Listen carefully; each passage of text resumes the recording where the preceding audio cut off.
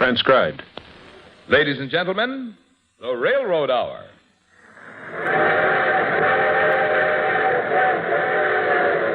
And here comes our summer show train.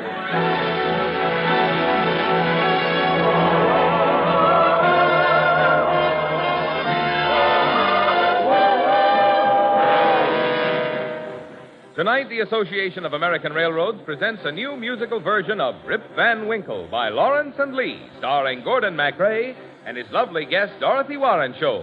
Our choir is under the direction of Norman Luboff, and our music is prepared and conducted by Carmen Dragon. Yes, tonight another musical premiere is brought to you by the American Railroads, the same railroads that bring you most of the food you eat, the clothes you wear, the fuel you burn, and all the other things you use in your daily life. Now, here is our star, Gordon MacRae.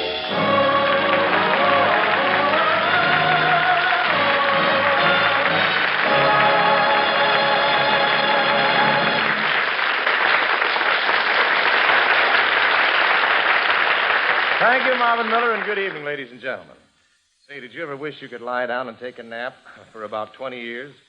Well, tonight we're going to bring you the story of a snooze like that, inspired by the great early American writer, Washington Irving. We'll have to turn the clock back a couple of centuries, though, to the days of the 13 colonies. And we'll ask you also to think of Dorothy Warren Shoal as a lass with a sharp chin and a sharper tongue. As for me, well, my name is Van Winkle, my nickname is Rip. To all the young ladies, my hat I do tip. To gladden their hearts, I would lay down my life. Were it not for the fact it would rankle my wife.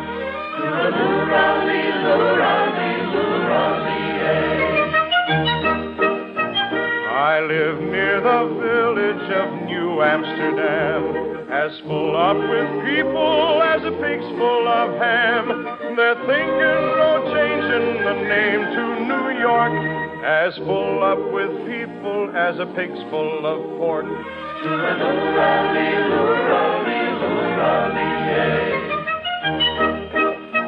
No finer a farmer than Rip can be found, for seeding and weeding and plowing the ground, for feeding the heifer and shearing the pig. There's only one trouble, I'd much rather sleep.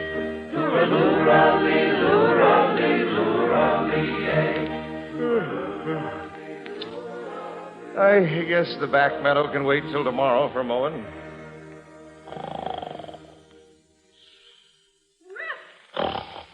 Rip Van Winkle. If I were asleep, I'd swear I was having a nightmare. Rip Van Winkle, where are you? Since I'm not asleep, it must be the voice of my loving wife. Rip! Rip!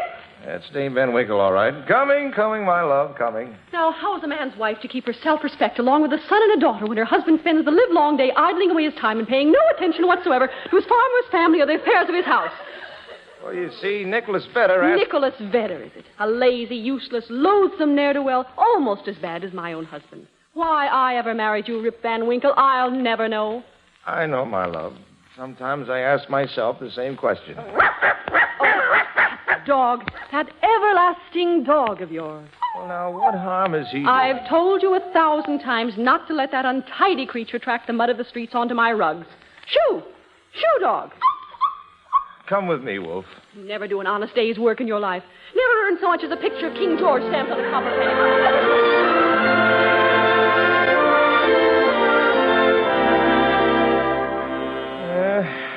What's a man to do? Oh, poor Wolf. Our mistress leads us a dog's life of it, all right.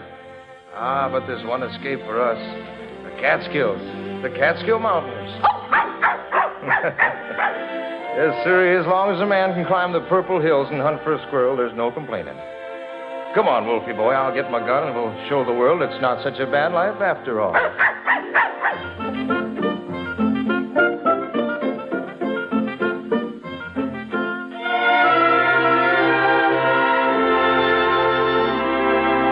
My days have been so wondrous free.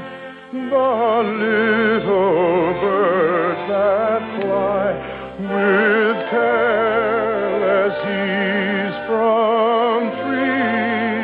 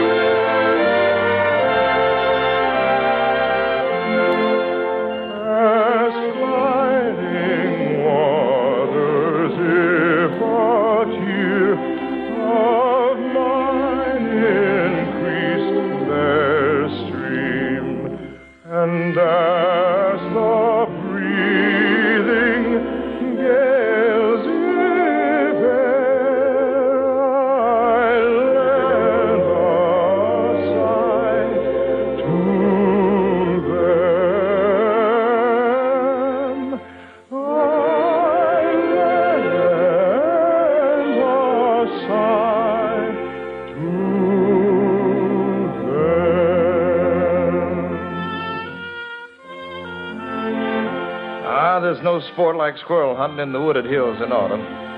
When a man grows tired late in the afternoon, why, he can throw himself down on a green knoll. And from an opening between the trees, he can look down on the lordly Hudson River far below. Well, Wolfie, the day's almost gone. By the time we get back to the village, the supper will be cold on the table, and my wife's good tongue will be hot in her mouth. What's the matter, Wolf? Do you see something down there in the glen? Steady, steady there. But there's nothing to bristle your back of. Steady. Or is there? What's moving down there? Hello? Rip and Winkle. What?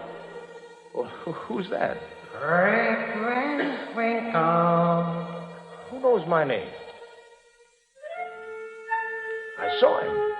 A short, square-billed old fellow with thick, bushy hair and a grizzled beard. He was dressed like the old Dutchman of yore, and slung on his shoulders was a stout keg of Holland brew.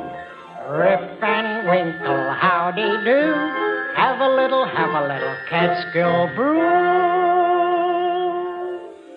Well, now, sir, I didn't trust that little old man, and neither did Wolf. And then he made a sign for me to come and help him carry the keg. Well, he was such a little man, and it was such a big keg, how could I refuse?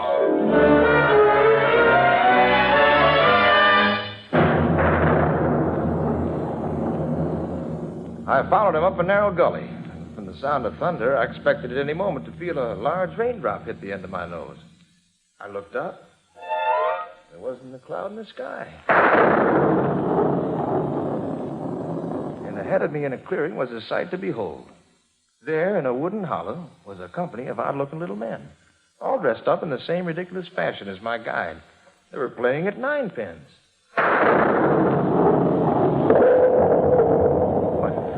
They looked for all the world like the figures in an old Flemish painting. They seemed to be enjoying themselves, and yet they maintained the most mysterious silence. What's the matter, Wolf? What do you see? Tell me, lad. Why does your tail hang between your legs? And I got the shock of my life.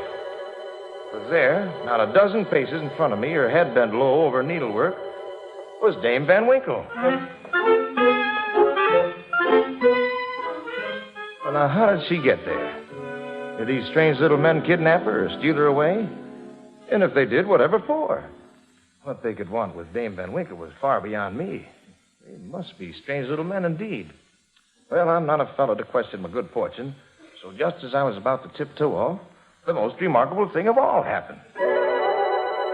She looked up, and she smiled. Yes, sir, if I hadn't seen it with my own eyes, I'd not have believed it. I'd have just thought the corners of her mouth would crack. But no, there was Dame Van Winkle smiling as sweetly as the Cupid on our Heaven Bless Our Home sampler. Good evening, Rip.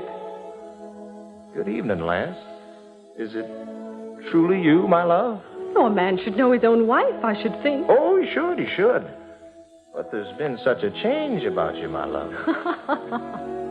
Somehow I never thought of you as a lass with such a delicate air. And I never heard such compliments from your tongue, Rip Van Winkle. Young Molly, who lived at the foot of the hill, whose fame every virgin with and widow still, of beauty is blessed with so ample a share. Men call her the lass with a delicate air, with a delicate air. Men call her the lass with a delicate air.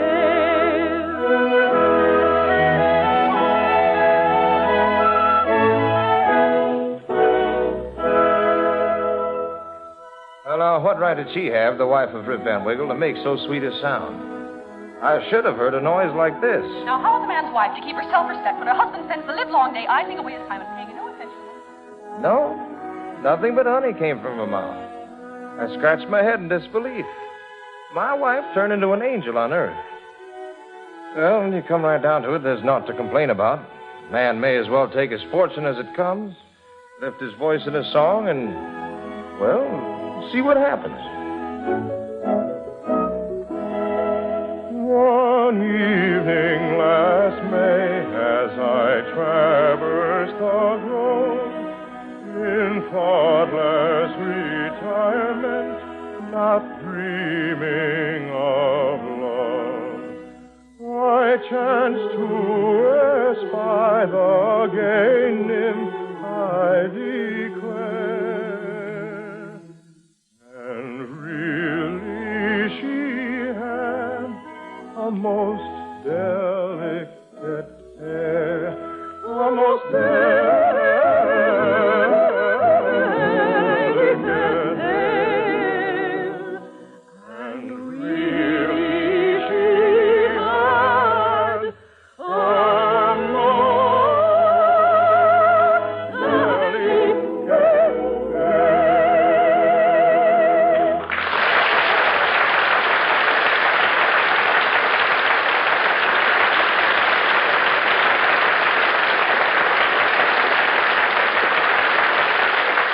In just a moment, we'll return for Act Two of Rip Van Winkle.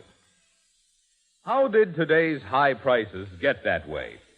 A good way to go about finding the answer is to start with a process of elimination.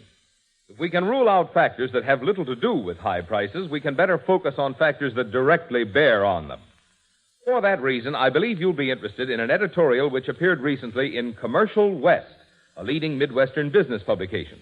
Here's what the editorial said, and I quote, "Some people seem to think quite honestly that railroad freight rates represent a substantial part of the cost of most things we buy, and that freight rates have been a factor in forcing prices to rise. Those who do think that are wrong on both counts. First of all, freight rates had nothing at all to do with starting the rise in prices. Prices went up first long before the freight rates. When the last World War ended in 1945, railroad freight charges were no higher than when war began in Europe 6 years earlier. The first post-war increase in freight rates were not made until mid-1946, and by that time prices generally had risen 50%.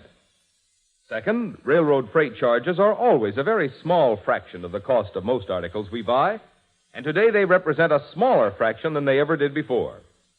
Actually, since the last war began, railroad revenues, figured on the standard ton-mile basis, have increased only 1/3 as much as railroad wages, as the cost of the many materials and supplies the industry must buy, and as consumer prices generally. To put the situation still another way, railroad freight charges today, in proportion to the price level, are actually lower than they ever were before in the line's long history. So don't blame the cost of carrying freight for boosting prices. It just isn't so. The fact is that the railroads have been doing a superb job with extremely inadequate earnings. End of quotation. So you see, increased freight rates have mighty little to do with the rise in prices of the things you buy.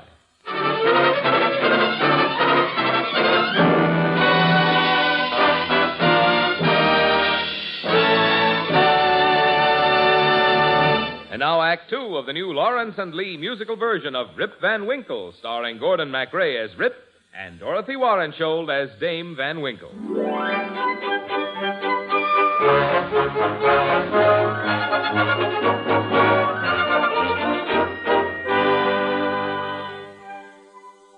Well, sir, there I was, as happy as old Peter Stuyvesant with a new wooden leg. Congenial company, my wife's disposition turned inside out, or outside in, as the case may be. Would you like to join us in a square dance, mein Herr Van Winkle?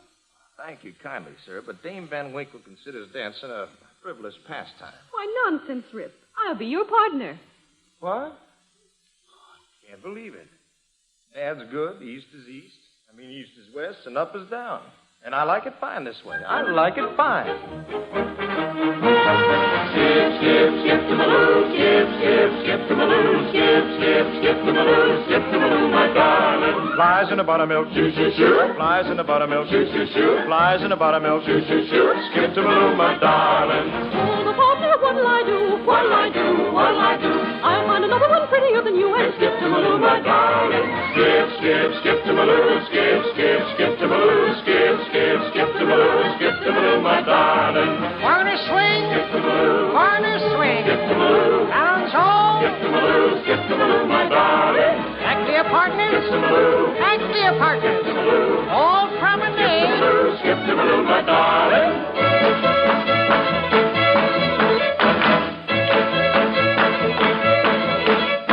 Hold your partner close to you. Close to you, close to you. Now you know what else to do. Just skip-to-maloo, my darling. Skip, skip, skip-to-maloo, skip, skip, skip-to-maloo, skip, skip, skip-to-maloo, skip-to-maloo, my darling.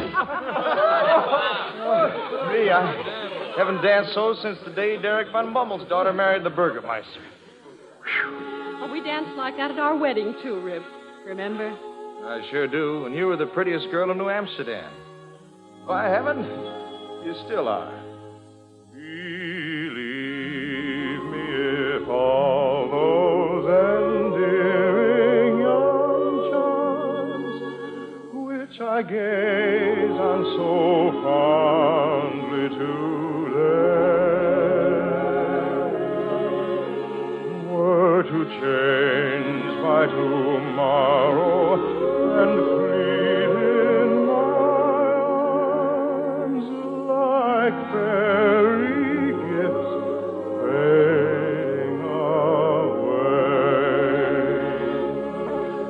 Thou wouldst still be adored as this moment lasts. Let thy loveliness fade as it will. And around the dear ruin, each wish of my heart would entwine itself verdantly still.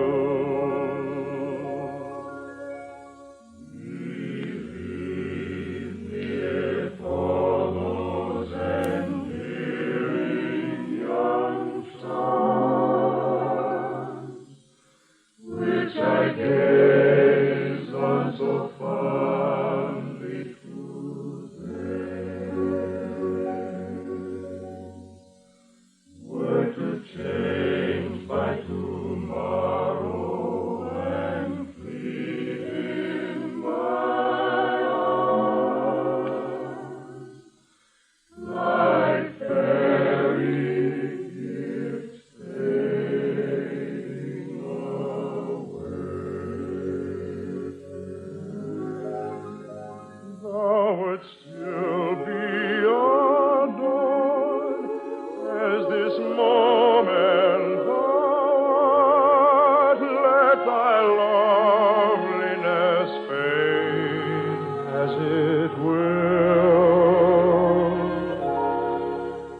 And around the dear ruin, each wish of my heart would entwine itself verdantly still.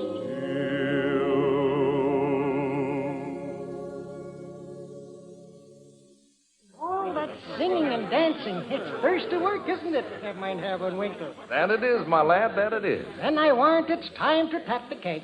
The keg, you say? Aye. I'll pound this spigot in this barrel. Drinks, my hearties! Rip and Winkle, Rip and Wink. Have a little Catskill drink.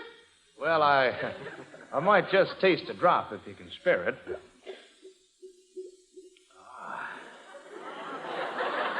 Not a bad brew. Tell you the truth, sir, the dancing did make me mighty thirsty.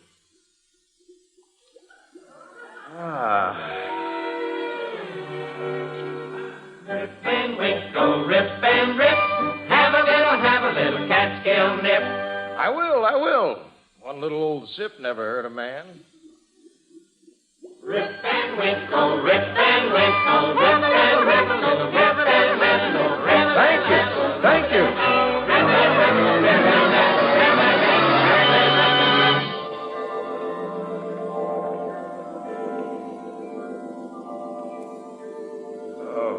am I? What happened? I must have dozed off and dreamt all about Dame Van Winkle. Oh, I knew it was too good to be true. By the ghost of good Peter Stuyvesant, I must have slept here all night. Oh, that brew, that wicked brew. What excuse shall I make to Dame Van Winkle? My musket, where's my musket? Why, this isn't my gun. Those little old bandits, they stole my musket. Put this rusty flintlock in its place. Wolf? Wolf? Now, where'd that dog run off to? Oh, what's the matter with my poor joints? These mountain beds don't seem to agree with me.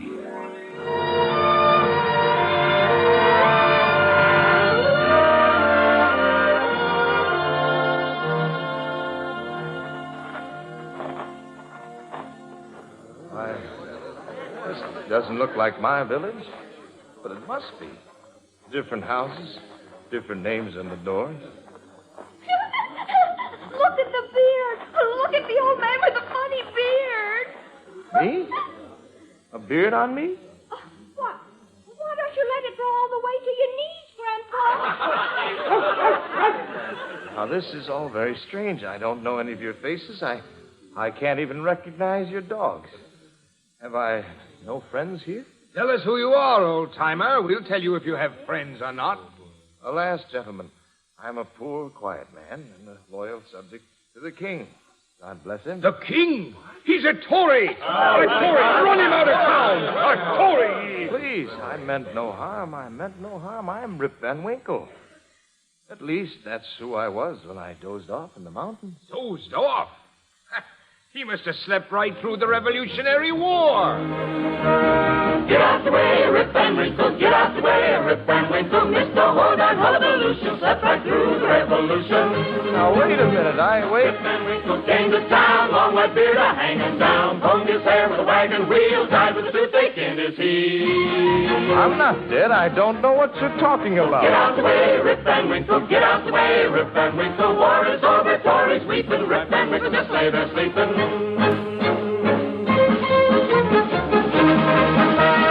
Get out the way, Rip Van Winkle. Get out the way, Rip Van Winkle. Missed the whole darn revolution. Slept right through the revolution. What's this all Rip about? Van Winkle came to town, long white beard hanging down, combed his hair with a wagon wheel, died with a toothache in his heel. So get out the way, Rip Van Winkle. Get out the way, Rip Van Winkle. War is over, Tories weeping. Rip Van Winkle just lay there sleeping. I can't understand this. I can't understand it at all. Mama, I'm scared. Hush, little Rip. The old man won't hurt you. Why, young lady, you're the very image of... Oh, no, it couldn't be. Well, you have the same name as my little son. He's called Rip in memory of his grandfather. And your name is Judith. Why, how did you know? I'm Judith Gardenier. Tell me, lass, what do you know of your father? Oh, it's been 20 years since he went away from home. 20 years? Yes, and he's never been heard from since. And your mother? Is your mother still alive? Oh, no. She burst her heart with grief when your father went away, I suppose. Is that it? Oh, not at all. No, she burst a blood vessel in a fit of rage at a New England peddler. Yes, that would be Dame Van Winkle right enough. Lass, I'm your father. My father? Mm-hmm. Young Rip Van Winkle once, old Rip Van Winkle now. Oh, but where have you been these 20 years? Dreaming, my child, dreaming. Oh, it's not been unpleasant, really.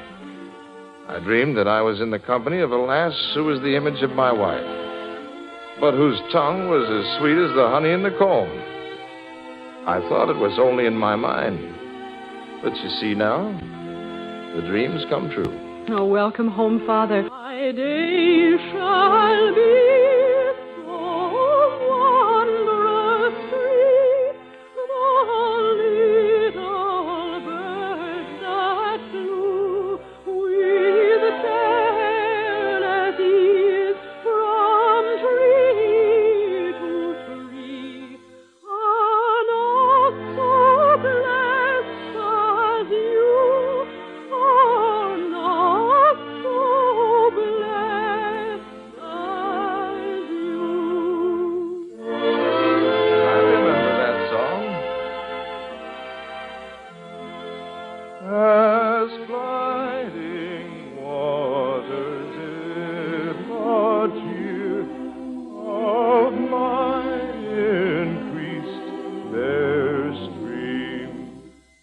last nor breathing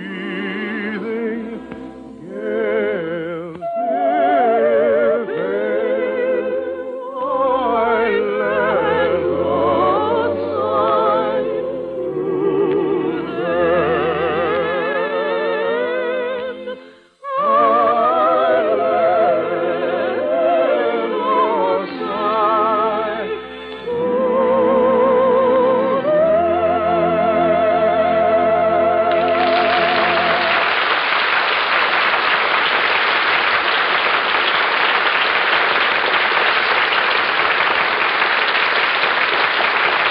Thank you, ladies and gentlemen.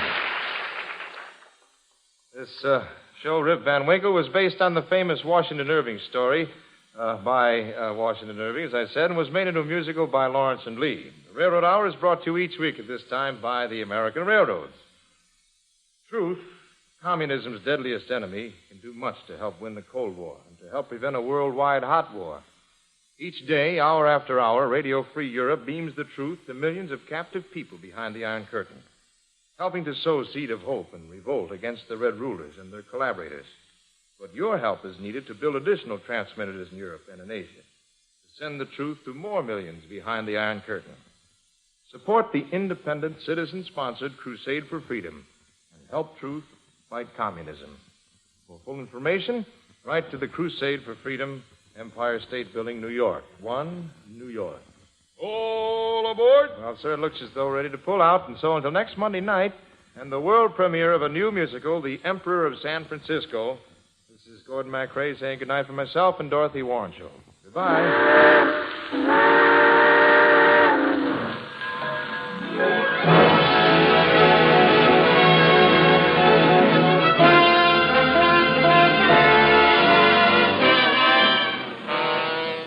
Gordon MacRae can be seen in Warner Brothers on Moonlight Bay. Our choir is under the direction of Norman Luboff, and our music is prepared and conducted by Carmen Dragon. This is Marvin Miller saying goodbye until next week for the American Railroads. And now stay tuned for your Monday night of music on NBC.